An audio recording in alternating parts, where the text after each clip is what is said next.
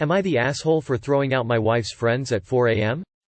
My 41 male wife, 40F, was out with her friends last night. Her friend is moving out of the country, so they were hanging out at our place first, drinking mimosas and listening to music, and after that they went out to drink at a bar. I am injured, recently had surgery, am taking antibiotics, can't drink or move around easily, and so I stayed at home with the dog. The dog is relevant to the story. He is a male dog, and he is kinda skeptical towards other male dogs. It's about a 50-50 chance whether he will like them or not. At around 4 a.m., my wife comes home with one of her friend and two people they met at a bar. Turns out, one of those people brought their male dog. It was a cute dog, he seemed really nice. But it was a male dog. Our dog jumped down, eager to greet his mom, then sees the other dog and freaks out. I have to lift him up to avoid a dog fight, and when the other dog goes over to eat his food, he freaks out even more, barking and growling. In my sleepy state I probably overreacted. I ask my wife why the hell she thought it was okay to bring a male dog home at 4 a.m. And while he is freaking out in my arms, basically begging me to let him down so he can eviscerate the intruder, I tell them to get out of my home, and basically push them out the door. My wife then brings some wine outside to have a drink with her friends in the backyard, and I bring the dog into the bedroom to calm him down. An hour or so later she comes back inside and goes to bed.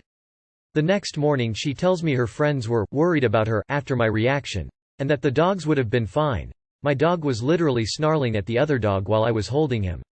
I will admit that I might have overreacted in my exhausted state at 4 a.m., but am I the asshole? Edit. Spelling. Edit 2. Since so many people asked. They were at a dog-friendly bar, so the people actually brought their dog to the bar. When I get better I'm definitely going there with the dog one day. Edit 3. A lot of people are reacting to the part about bringing home strangers. Where I live, going home with or bringing home new acquaintances for a nightcap is a completely normal thing to do, so I didn't even consider that being a point of contention, which is why I didn't address it in the original text. Edit 4. My dog is not dog-aggressive outside of my home. He is a dachshund, so he is territorial, but he does not attack dogs outside. He is perfectly fine in dog parks and in dog bars. When I say he is 50-50 on whether or not he likes other male dogs, that does not mean he attacks them, it means he does a double bark and then backs away. This was in his home, unprepared, and the other dog was eating his food. Knowing the breed, plus him being skeptical of male dogs, means that his reaction was _predictable_. It does not mean he is dog-aggressive, or food-aggressive for that matter. When dogs he knows eats his food he does not care one bit, in general. Not the asshole. Your wife knows you are in recovery and knows the dog and yet still brings these people into the house at 4 a.m. with their dog. She was incredibly inconsiderate and lacking in empathy. She needs to do better. Your wife has an issue though. I'm worried about her too. She brings home at 4 a.m., one dog and two strangers? And #X200B. She's I'd be unbelievably pissed off if my wife brought random people from a bar into our home at any time of day. Not the asshole, drunk idiots are. Am I the asshole for not bringing my wife with me on a holiday I won? A few weeks ago, I, 28M, won an all-inclusive couples holiday to Greece at a charity fundraiser event. I was thrilled, as it's somewhere I've always wanted to visit. I told my wife that I won, and she was also very glad and told me she couldn't wait to come along. And #X200B. Here's the thing. Me and my wife, 27F, are pretty much polar opposites when it comes to travel. She likes to plan out a full schedule, wake up early, do loads of sightseeing, walk around all day in the city and come back to the hotel exhausted. I, on the other hand, enjoy being a bit lazy, waking up late, spending time in cafes reading books, and going for massages in the hotel. We've tried to come up with compromise solutions in the past, but it hasn't really worked. She gets very restless staying put in the hotel with me even for a single day, and complains about it constantly, and if I tell her to go by herself she tells me she'll be lonely or doesn't feel safe traveling alone. In the past, I've always ended up giving in and going with her. And #X200B. Recently though, I've had a stressful couple months at work and I'm craving an opportunity to completely decompress without any schedule to stick to. So that was my plan for this trip. I thought for a long time about whether or not I wanted to bring my wife along, and in the end I decided I'd rather go alone. I didn't want to run the risk of having her complain all day even if she promised to do things in a more relaxed way, nor did I want to run the risk of being dragged unwillingly to museums etc. by her. It took me about a week to decide this. And #X200B. So once I'd decided, I sat down and tried to broach the matter as sensitively as I could. My wife was furious. She'd had to pull in some favors to get time off work for the trip, and was completely outraged that I hadn't told her this sooner. In my defense, I didn't know she was going to so much trouble. If I'd known I would have told her about my hesitance. I didn't tell her as soon as I won the tickets because I wanted to avoid an unnecessary fight. She told me I'd be sorry if I didn't let her come, and then she basically accused me of cheating, saying that it was a couple's vacation and the only reason I wouldn't want to go with her was if I were planning to bring somebody else along, and that she didn't buy any of the reasons I gave above. And #X200B. Things were a little cold between us for the subsequent days, but I thought she'd manage to get over it by the time the date for the trip rolled around. I carried through with my plan of going alone and I had a fantastic time. I got back 3 days ago, only to find that she, and all her stuff, were completely gone. She left a letter on the counter calling me all manner of horrible things, including an awe. I know I haven't been an angel over this, but I don't think her reaction is reasonable. I want to try and get her back because I love her, but I need to know where I stand. So am I the asshole? I mean honestly, what did you expect? You would rather just leave your wife at home than to compromise even a little bit? That is a shocking amount of selfishness. Of course it was a hard topic to breach, because you really have zero justification to stand on. Plus you knew she was expecting to come and waited till the last minute to pull the rug from under her. You are the asshole majorly. I'd rather let this ticket expire than to take you along. This is a blow in the face from a significant other that lets you suffer a lot. It says, "I don't like you and don't want you to be around me," in huge letters. And people tend to return these kind of emotional injuries. Even if the truth is more complex. If your lifestyles are incompatible, it's okay to do stuff separately, but this requires excellent communication and trust, which you guys clearly don't have. You fucked up big time. Even if your wish for peace is totally legitimate. So don't even try to argue in your favor if you want her back. You are the asshole. You are definitely wrong on this one. Make a plan for both of you to have fun, but to just tell her no? You are the asshole. You are the asshole. Have fun getting divorced, my dude. You realize that you don't have to go to Greece to wake up late and get a massage and do nothing, right? You're an asshole. Her reaction was completely reasonable. I'd leave you over this too. Am I the asshole for pressuring my significant other to change her dress before a professional event? This morning my significant other was dressing up for a research symposium she's attending today.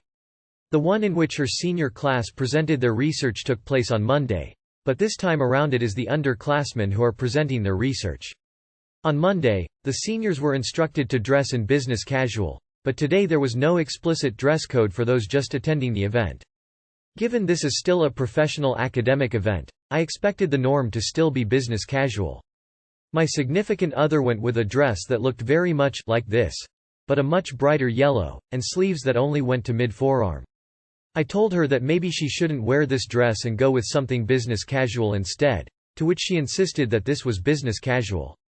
I replied saying it was casual but not business, and we went back and forth like that a little bit. Ultimately it's her call what she wears and I don't typically try to change that. But this was a professional event, and I subjectively didn't think that dress looked appropriate the occasion. I never was a big fan of this dress to begin with, and called it a grandma dress before, but the reason I had issue with it today wasn't out of personal distaste but for her professional image, as these are the people she will be networking with for the rest of her career. At one point I said, "I just don't want you to embarrass yourself," and her response seemed to indicate that she didn't believe that was my real reason, so I thought she suspected I was just saying this because I personally didn't like the dress. After that back and forth, I thought about that last point and wanted to clarify that this wasn't about my personal taste. What I said came out something like this: "I want you to express yourself and it makes me happy when I see you being happy in how you dress. But I only say this because this is a professional event and I want people to take you seriously." For some context, many of her classmates in her small cohort and even some faculty had often been dismissive of her inputs, so that was an insecurity she had shared with me before, So I really upset her when I said, "I just want people to take you seriously," because she essentially heard, "People don't take you seriously," as if I was trying to change her dress in an attempt to fix her image, as if it was something needing fixing. I could have been more clear by saying, "People might find that dress a little silly," or something else that made it clear I was only talking about the dress and not her personally, if that makes sense. For more context, she is in healthcare, so she's worn scrubs to school almost every day, and she hasn't had many chances to express herself. In the end, she decided to go back and change into her scrubs, which I feel really guilty about. I don't think she was the asshole at all, but is this a no assholes here situation, or am I the asshole? You are the asshole. The dress is ugly but in no way inappropriate. You needed to stop as soon as she refused to change the first time. Not the asshole. I may get downvoted, but this is my opinion on the situation. I firmly believe in dressing for the job you want. I've heard this multiple times in my career and I firmly believe it's true. The attire called for business casual. This dress it not business casual, and if people don't know how to dress in the appropriate attire, Google can help. I mean, nah. That dress isn't business casual at all, but then again I realized people's definition of BC is different and also regionally different. You are the asshole. That dress is fine for business casual. Don't be one of those partners who undermines their partners under the guise of, "I just want you to be successful." You don't respect her for wearing a dress you don't like. Don't trick her into thinking it's about other people. That's not cool. You are the asshole. She's old enough to know how to dress. You were being patronizing. Bottom line is you hate the dress and you think it looks silly. At least own it, if not let her get to work. Am I the asshole? I, 32F. Want my friend, 27M, to break up with his fiancée, 27F. I, 32F. Have a friend Carl, 27M, who's engaged to Cora, 27F. Carl is part of the group I play D&D with. He's been dating Cora for 10 years. I'll say up front I don't like Cora. She is stuck up and looks down on us nerds. I have tried to be friendly and get to know her, but she just ignores me and stays glued to her phone or talks only to Carl. Carl says she is shy but really great once you get to know her. To spare his feelings, I never told him I don't like Cora. I didn't think my opinion mattered. I see her rarely anyway. Our group plays once a week. This is the only time Carl does anything on his own. He used to play with another group but quit to have more time with Cora. Last year she started complaining about him going out to play instead of taking her on a date. We even moved the game from Friday to Wednesday, which was hard, because it sounded like she really wanted Fridays to be their special date night. Cora was happy for a few days and then the following week she was complaining again about Carl going out. So the issue is not the day of the week, just that she doesn't want Carl to spend time with friends. This is when Carl started looking unhappy and saying things like he didn't see a future for them. I tried to stay neutral because I felt biased by my dislike of Cora, but secretly I was hoping they would break up. Then he stopped talking about ending their relationship, and shortly after they were engaged. He didn't complain about Cora wanting him not to go to D&D night anymore. I thought they had talked it out and come to some agreement. However, shortly after, the problems returned. On Xmas she gifted him dance lessons that were on the same time as our games. Carl says she means well, and after they're married and start a family he won't have any time for his hobbies. Carl skipped this week's session due to Cora again. I told Adam, mutual friend. I was done mincing words, and next time I see Carl I'm going to tell him I don't think Cora is right in trying to control all his time or his hobbies, and he should think whether he really wants to marry her. Adam didn't agree. Said Cora might be jealous of me and it's a dick move to mess with someone else's relationship. Adam doesn't think Cora has reason to be jealous, just it's how she might see it. To be clear, I don't have any romantic attraction to Carl and I'm already in a relationship with another man. Carl is a great person but not my type. I just can't stand to see my friend so miserable and I want a frank talk with him. I don't necessarily want them to break up, but I think the current situation is untenable for Carl. If the genders were swapped and it was a big burly man trying to stop his petite girlfriend from having any outside interests and meeting with her friends, it would be a huge red flag. I think I'd be more of an asshole if I didn't say anything. If I were in a similar situation, I would talk to that friend about it. Say that I'm concerned about them and that they seemed unhappy. Find out if my take on the situation was true. I would come from a place of inquiry and support. I don't want to give you a judgment. But I would advise you not to do this. If you are scared that he is getting isolated, you don't want to alienate yourself as his friend by taking a stand. You need to be there with welcoming arms always and never act in a way that can be perceived as being a threat at all to their relationship.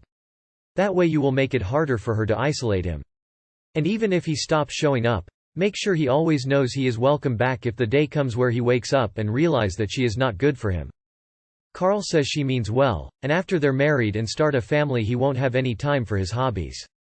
Nothing about that is healthy. My dad never gave up his hobbies with 3 kids. Nor my mom with 2. Many of my friends have kids, some of them already adults, they didn't give up their hobbies. This is absolutely an unhealthy, controlling relationship. Unfortunately, if you bring it up you'll almost certainly come out the other side looking like an asshole. Even though you're just trying to look out for your friend, and D&D party member, which might be bigger for me, because it's a struggle to get a group a lot of the time. How often does Carl spend time with her? If he works a lot, spends a lot of time with his family, barely sees Cora and on top of that goes for weekly hangouts with friends, I can see why she is complaining. Especially if they are planning kids soon. Also, she might be feeling that your group of friends will never fully accept her and she is scared that one of you might try influence their relationship. And she wouldn't be wrong on this based off your post. They have been together for 10 years and they are getting married. I think you are overstepping here big time. If you were his best friend and she didn't want him to see you, that would be different, but gaming group buddies are not the same. I'm going to say nah.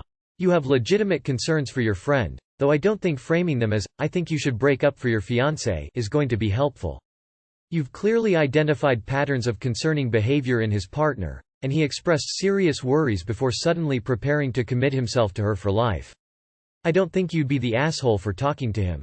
But going in with the agenda of breaking them up is likely to cause a lot of backlash.